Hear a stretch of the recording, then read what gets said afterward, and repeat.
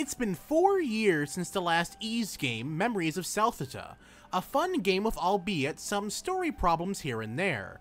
Ys VIII Lacrimosa of Dana doesn't feel more of the same, but it does bring about some of the same issues I've had with Celtheta. Here in Lacrimosa of Dana, we play as adult Christian, yet again embarking on another adventure. If you're a newcomer to the franchise, don't panic. Each game is a separate tale for our adventurer here. This time, he's temporarily a sailor meant to guard some passengers as they make their way to the mainland. However, problems quickly strike when the boat gets too close to a mysterious island. The boat gets attacked by a giant monster, leaving you and the passengers shipwrecked on the island. Initially, you start off alone and quickly find others. Together, you set up a castaway village in this deserted island, and explore it with the main goal to find as many surviving passengers as possible and find a way to escape. About halfway through the game, finding the passengers is put on the back burner, as exploring the island and its secrets becomes more and more important. That's not to say these people aren't important, however. You'll naturally come across people, and others you'll actually have to go out of your way to find yourself. It's best to find as many people as possible, as someone contributes something to the village in one way or another, and even helping you out in some instances too.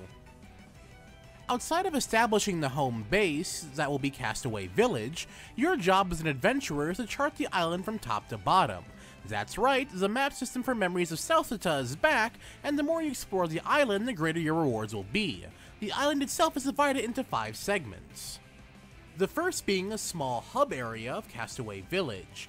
Due to the fact that there is no money on the island, you'll be bartering with the merchant, blacksmith, and tailor to get new items, weapons, and accessories. Here you'll find a place for side quests as well as a place to improve your relationship with your teammates and fellow castaways. The second and third are the game's overall world and dungeons. These two parts play out pretty much the same.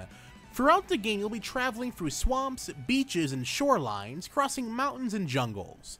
The biggest difference is that in dungeons, you can't auto-recover HP from standing still, so be aware of your surroundings as well as being well equipped when going inside of a dungeon.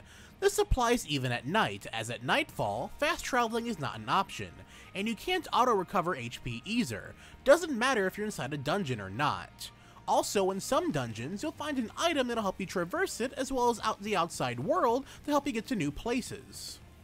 The fourth segment deals with the secret past of the island itself. During the game, Adol will be having dreams of a girl named Dana, an important figurehead to the people that previously lived on the island. She herself is aware of Adol's existence, as she has premonitions of the future, so during your time as her, you'll be using her help to get to the locations that Adol and his group currently can't get through using normal means. The fifth segment are Repression Missions. These missions are essentially a very small Horde Mode-esque type, as you're defending a small point of the map from waves after waves of enemies. Repression missions happen fairly often throughout the story, and while exploring dungeons. Having them triggered by a story event is one thing, but the longer you wait while out and about in a dungeon, the stronger the enemies will become. There is also a variant of this called Suppression Missions. In these missions, again, you are on a small area, but instead of defending it, you're attacking the enemies as well as their eggs. That is over once all enemies, as well as the boss of the area, has been defeated. When doing these missions, it's pretty important to have a high approval with your fellow castaways. This can be done by doing missions for them and giving them gifts. The result of this will be that they will help you out by either providing buffs like infinite SP or increased strength. Some also attack every enemy in the field, while others debuff enemies by providing status elements to some of their attacks. For all intents and purposes, Ys VIII is a frantically fast hack-and-slash game. Outside of playing as Dana, there aren't any real puzzle-solving segments in the game. That said, that's fine. With how fast the action is, slowing it down would almost feel like a crime. There's only one general attack button, sure, but each party member has access to 4 special attack moves that use SP, as well as a very powerful extra skill which uses the extra gauge. There's also a dodge button and a guard button. Should you dodge at the right time, time will slow down for a moment, making you invulnerable to moves and will allow you to get some extra hits in. While you don't actually guard with the guard button, it actually serves as a way to access your special attacks. Pressing this button at the right time will ensure all of your moves are critical hits for a brief period. So perfect guard and perfect dodge at the same time, and you'll certainly pull off some devastating attacks. Graphically speaking, it's pretty obvious that this game was made with the Vita in mind, as there are loading zones everywhere. Some areas small, others quite large, but the fact remains that everything is zoned out. Thankfully, there are also fast travel points all over the game.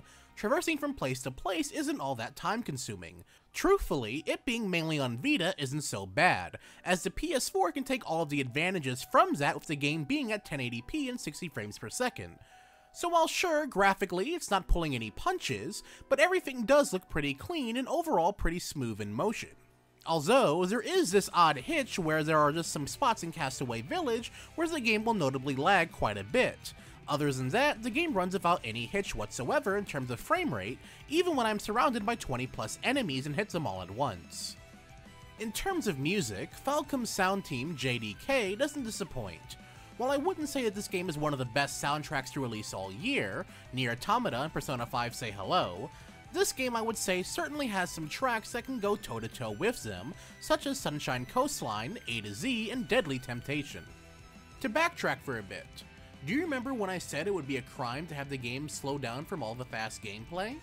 Well, sadly, the game does this, especially in the opening hours.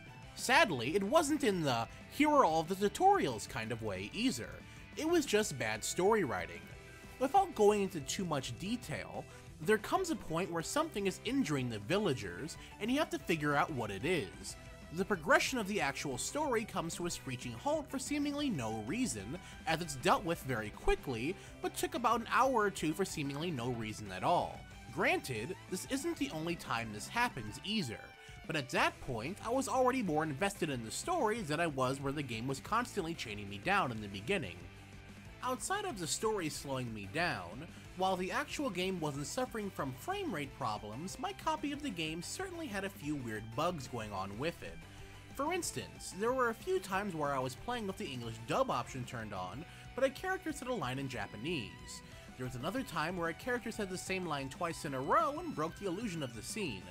Of course, these were small occurrences and only happened once or twice in the game, so it didn't bother me all that much. However, I highly recommend going into the options menu and changing the control scheme and turn off the button that acts as a hotkey to the journal entries.